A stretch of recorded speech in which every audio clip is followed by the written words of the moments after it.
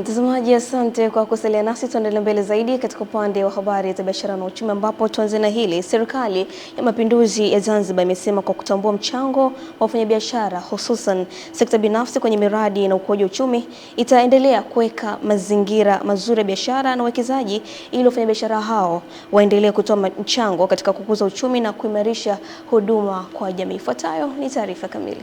Ni kauli yake Waziri wa Kazi na Uwekezaji Zanzibar Sharifu Ali Sharifu akiwa kaimu waziri wa biashara na maendeleo ya viwanda aliyoitoa wakati wa hafla usiku wa tunzo za biashara na ubunifu 2026. Wizara ya Biashara na Maendeleo ya Viwanda inaendelea kusimamia mipango mbalimbali inayolenga kuimarisha ushindani wa biashara za ndani, kukuza viwanda, kuongeza thamani ya bidhaa zinazozalishwa nchini.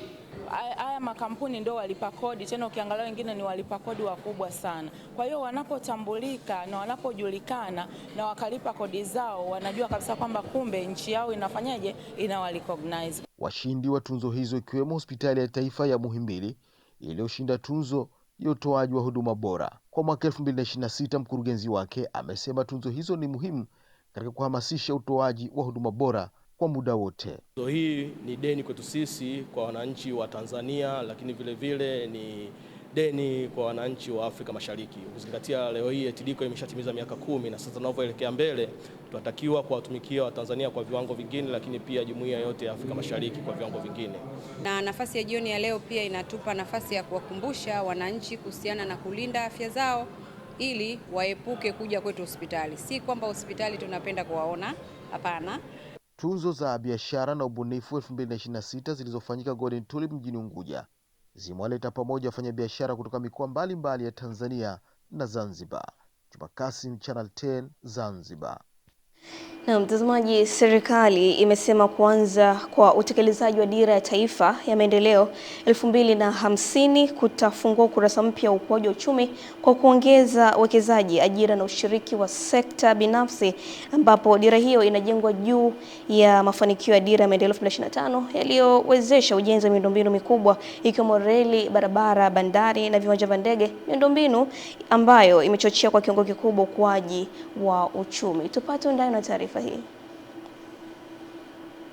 Hayo yameelezwa na Katibu Mkuu wa Ofisi ya Rais, Mipango na Uwekezaji, Dr. Fred Nsemwa kwenye jukwaa la biashara na uwekezaji la Tanzania na Poland jijini Dar es Salaam, ambapo amesema serikali itaendelea kuboresha mazingira ya biashara na uwekezaji ili kuvutia mitaji zaidi, na lengo likiwa ni kuzalisha ajira milioni 8.5 ifikapo mwaka 2030 kupitia ukuaji wa sekta binafsi. Dira yetu 2050 kama mnavyokumbuka imetoa kipaumbele kikubwa sana kwa sekta binafsi, na sekta binafsi inataka urahisi, uharaka, gharama nafuu ili iweze kwenda na shughuli zake kwa kasi. Wa viongozi wa serikali na wafanyabiashara kutoka nchi zetu mbili ni ushahidi wa urafiki unaoendelea kuimarika kati ya Poland na Tanzania.